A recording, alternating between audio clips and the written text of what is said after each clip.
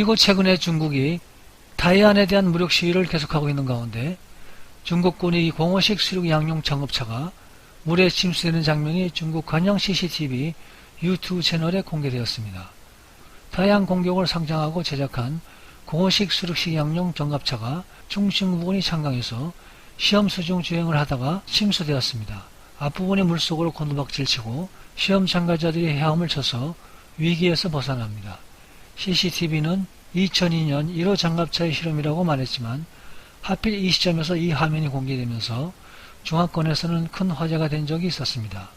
특히 타이완에서는 중국군이 이런 장갑차로 상륙작전을 하려 한다면서 조롱을 하고 있습니다. 뿐만 아니라 중국이 만들어 인도네시아로 수출한 방공파가 인도네시아에서 오작동을 일으켜 인도네시아 육군 4명이 사망하고 8명이 부상을 입었습니다. 바로 남중국해에 있는 상군치에서 군사훈련을 하던 도중 중국이 만든 신제품 무기가 고장나면서 발생했습니다. 지난 5월 17일에 난 일본 사고는 칼라만산 말레이시아 국경 근처에서 발생했습니다. 자바포스트는 군인들이 중국의 노린커라는 회사가 만든 쌍발 대공포 무기를 사용하고 있었다고 보도했습니다. 고도 조절하는 부품이 손상이 되었다고 전했습니다. 이 사건은 실탄 사격 연습이 이루어지던 오전 11시 21분 요작동이 일어났습니다. 또 다른 군사훈련을 진행하던 군인에게 돌아가며 발사되었습니다. 군인 4명이 사망하고 8명이 파편에 맞는 부상을 입었습니다. 현재 대포 오작동에 관한 정확한 원인을 조사하고 있다고 합니다.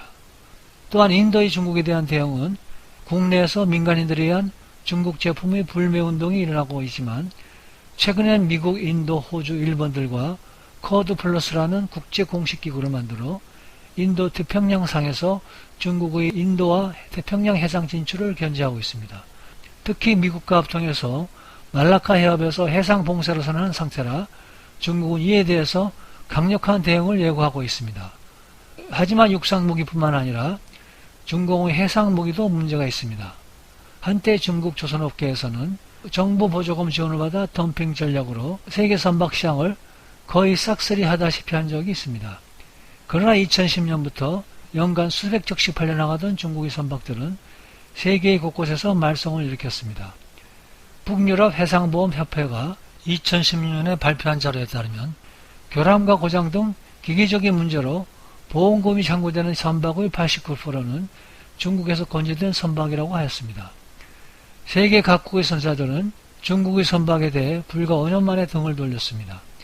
품질 자체도 형편없고 지금의 환경기술 적용도 미흡할 뿐 아니라 낱개를 잘 맞추지 못하는 경우가 비일비재하였습니다.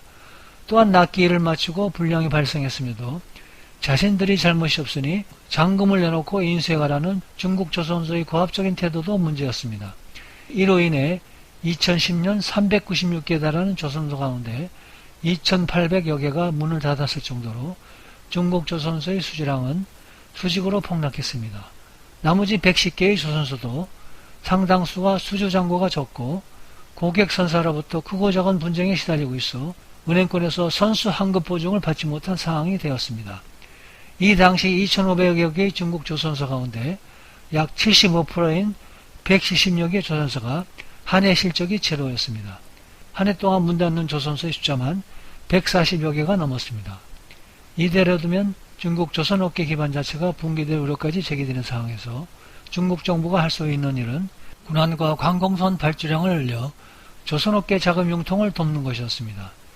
이런 이유로 군함 수십 척이 검증도 없이 동시자발적으로 발주에 들어가 연간 수십 척의 군함이 진수되는 말도 안 되는 상황이 벌어졌던 것입니다. 군함은 매우 많은 무기와 전자장비들이 복잡하게 얽혀져 있는 기계들입니다.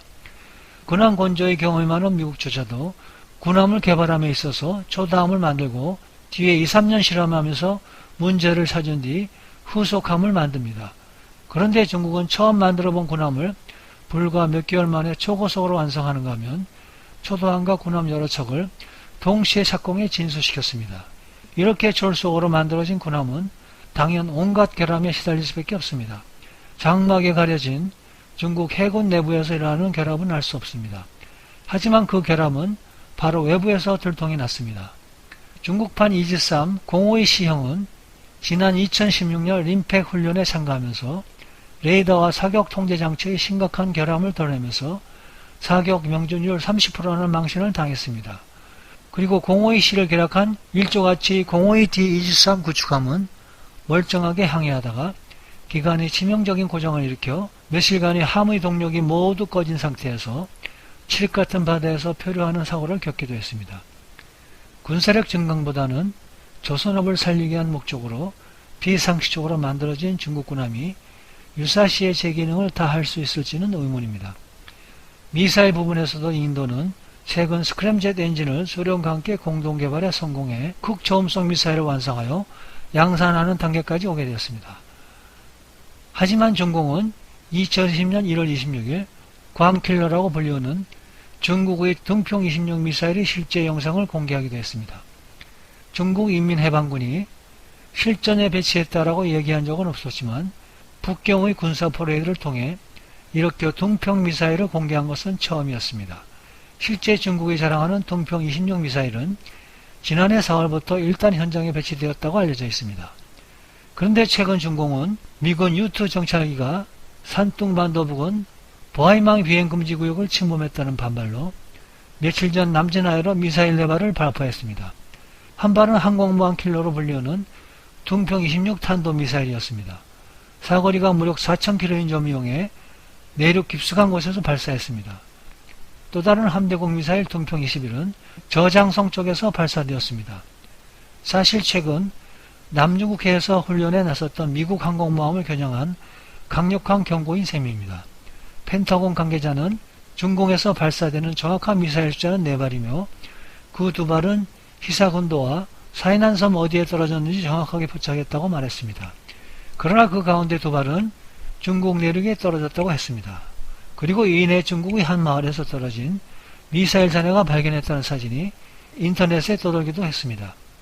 미사일에 결함이 있는지 여부는 아직 정확히 밝혀지고 있지 않다고 했지만 등평 계열의 미사일이 항모를 정확하게 타격할 수 있는지에 대해서는 회의적인 견해가 지배적입니다. 중공은 지금 미국을 비롯한 주변국으로부터 경제적 군사적으로 경계 대상이 되면서 중공은 지속적으로 매년 미국 다음 2번째로 어마어마한 국방비를 쏟아부으면서 군사력을 키우고 있습니다.